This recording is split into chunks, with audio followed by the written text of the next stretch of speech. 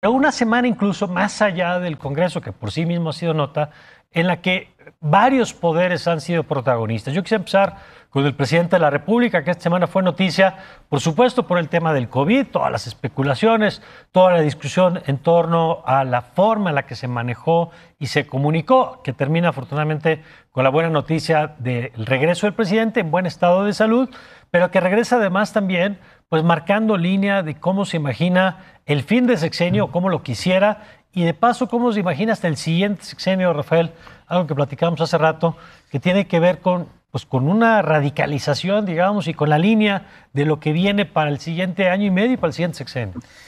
A mí me recuerda mucho esta actitud que ahora tiene el presidente, una expresión que estuvo muy en boga cuando las artes plásticas en México eran una especie de vanguardia del pensamiento político, y pues todos ellos estaban dominados por pensamientos de izquierda, pero discutían entre ellos, y un día Siqueiros hizo un planteamiento definitivo que mucho se parece a la política de este gobierno.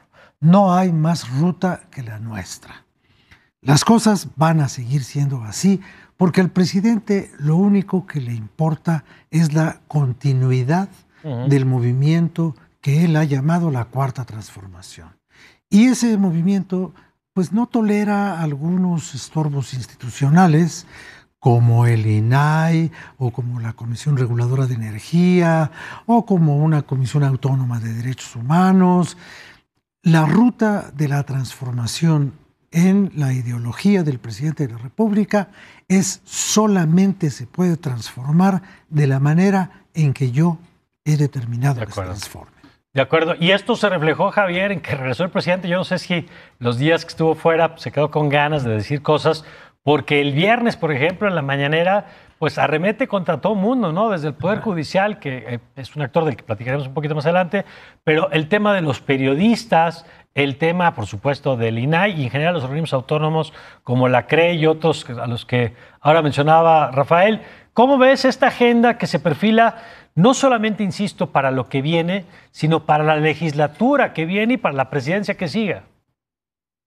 A ver, Mario, yo creo que te estás yendo muy lejos. La legislatura que viene, yo más bien pensaría en hablar en el periodo legislativo que viene en septiembre. Ajá. Generalmente en todos los sexenios, el último año del presidente, las cosas se bajaban, el foco estaba más en entregar cuentas, en gestionar logros, en las campañas. Este presidente está dejando la agenda muy puntual. Yo te destacaría dos temas. Primero, en lo que vimos estos últimos 9, 10 días de Cámara de Diputados y hacia este fin de semana del Senado, lo que hemos visto es mucha actividad para hacer primero al Estado mexicano, a la parte administrativa burocrática, muy a su estilo, sin mucha claridad, pero una revuelta de organismos, desaparición de unos y otros, sin mucho entendimiento de qué queda.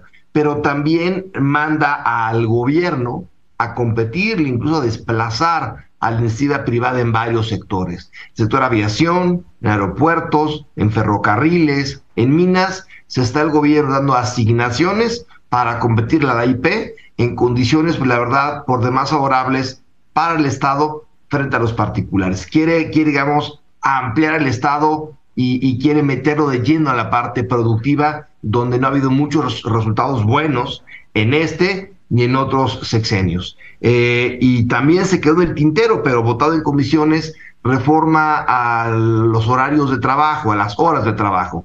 Se están reduciendo las horas a la semana de 48 a 41 y los días laborables de 6 a 5. Eso también es un impacto muy fuerte para la iniciativa privada.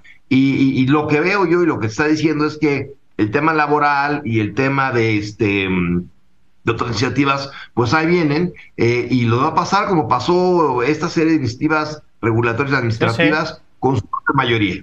De acuerdo, es muy interesante eso que lo escribías en la semana en tu colaboración en el Universal, justamente la apuesta por intervenir, por crecer en ese rubro. ¿Y tú cómo lo ves, Claudio? Porque pues la agenda, el tiro está cantado, digamos, por el presidente de la República en estos múltiples frentes. Decía Javier, esta imagen tradicional de un fin de semana más hacia el cierre, bajándole el nivel, pues aquí apunta exactamente a lo contrario, poniendo temas como el papel de las Fuerzas Armadas en un rol protagónico que ya lo hemos visto, pero digamos que se perfila todavía más claro hacia final del sexenio?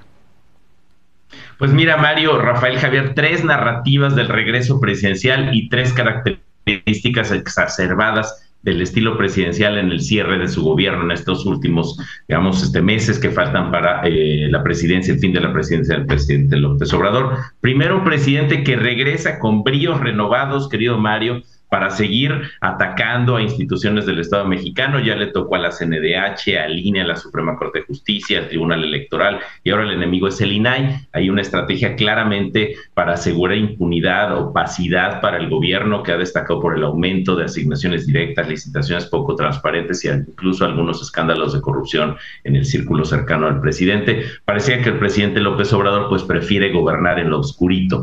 Segundo relato, se aprovecha esta distracción especulativa sobre la salud presidencial esta semana pasada y se emprende en la Cámara de Diputados un trabajo legislativo aceleradísimo, sin leer nada, pero aprobando todo de manera, diría yo, poco reflexiva e incluso peligrosa para los propios objetivos, porque se saltan procesos que luego ponen en duda la factibilidad de estas leyes ante el poder, digamos, judicial. Y tercero, una oposición en el Senado que heroicamente defiende la patria ante la soberbia, incluso las rústicas formas políticas de algunos senadores de Morena, que haciendo lo que sea necesario para quedar bien con su jefe López Obrador, pues proponen desaparecer el INAI, como Alejandro Armenta, o incluso agresiones y jaloneos justo por el tema del INAI, protagonizados por el senador César Cravioto.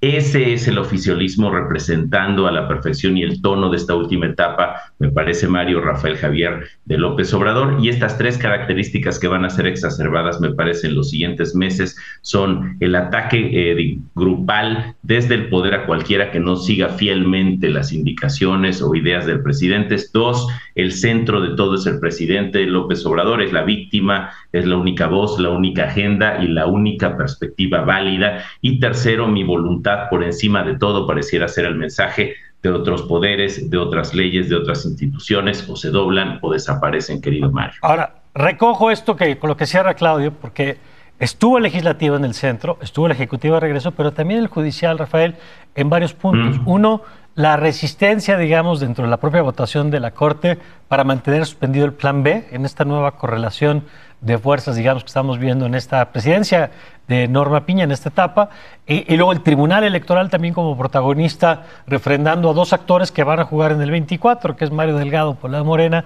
y Alejandro por Moreno, gracias, por el lado del PRI. Ya estaba yo haciendo bolas entre los morenos. Dicen que ¿cómo ves? Que es el priista más moreno. Es el priista más moreno. Pero, mira, a mí me parece que el argumento con el cual el Tribunal Electoral no ha querido incidir en una decisión de prolongar el tiempo de una presidencia o de un comité ejecutivo en alguno de los partidos, en este caso en el PRI y en Morena, es un poco porque han invitado a un nuevo magistrado, que es el magistrado Pilatos. Entonces ellos prefieren no meterse en más problemas de los que ya se han metido.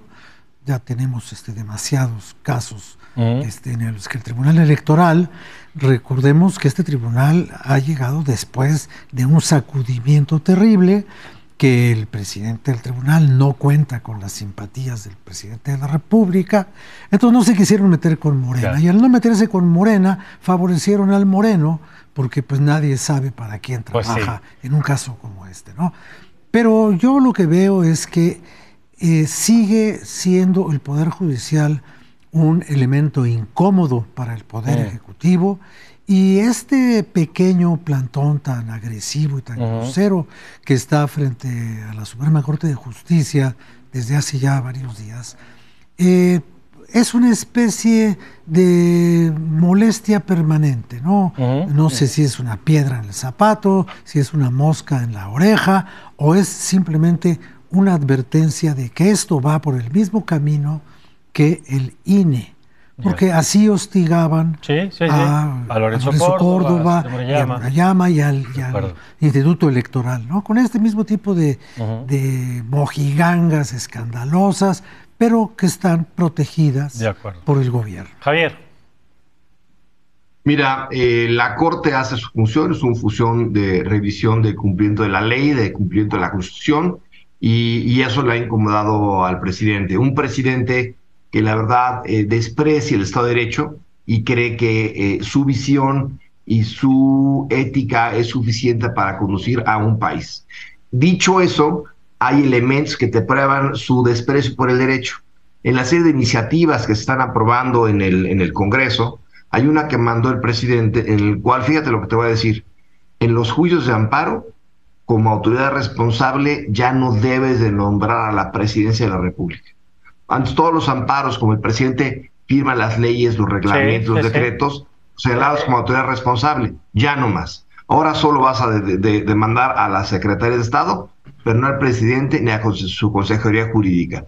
Más allá del desorden administrativo que va a hacer esto, porque no va a haber una sola entidad que sepa dónde están todos los litigios, que era lo que sea presidencia, te deja ver que no me molesten con amparos a mí como presidente y a mi abogado, o sea, qué flojera los amparos, los litigios, y también ese, digamos, ataque a la Corte es por lo que la Corte ha resuelto, particularmente el último tema de la Guardia Nacional, pero sobre todo el presidente está vacunando por lo que viene.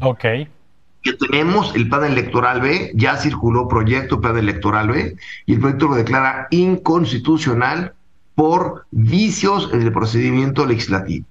Y si eso la Corte lo considera vicios y se va a resolver en máximo 7, 8 días, pues vas a ver lo que la Corte va a resolver de esta andanada de reformas, que el trámite legislativo estuvo mucho peor. Entonces el presidente se está adelantando, que es muy inteligente para eso, y está subiendo el costo a la Corte para ver si protege las leyes que están ahorita aprobando, que violaron muchos procedimientos administrativos. Entonces el presidente no da paso sin guarache. Claudio.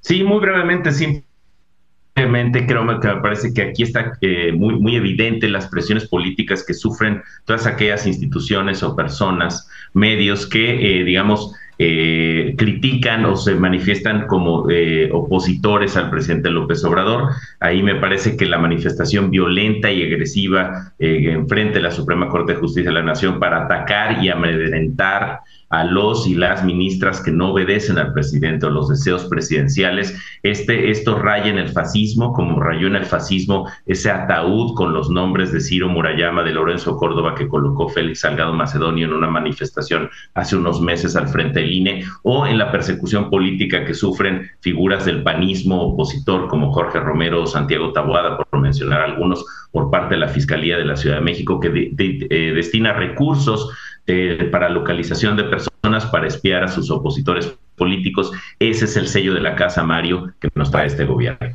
Pues vamos a ver, porque vienen todavía muchos temas que analizar. Está, por supuesto, este aparente renacimiento de la oposición, que habrá que ver para qué alcanza después de lo que vimos en estos días en el Congreso. Vamos a ver los efectos jurídicos de todo esto que ha estado ocurriendo en estos días. Y bueno, pues ya lo analizaremos la próxima semana, querido Rafael. Gracias. Muchas gracias. Ojalá que les alcance para algo más que una pijamada. Pues sí, gracias, Javier. Gracias a ustedes. Gracias, Claudio. Muchas gracias. Buen fin de semana. Gracias a los tres. Nosotros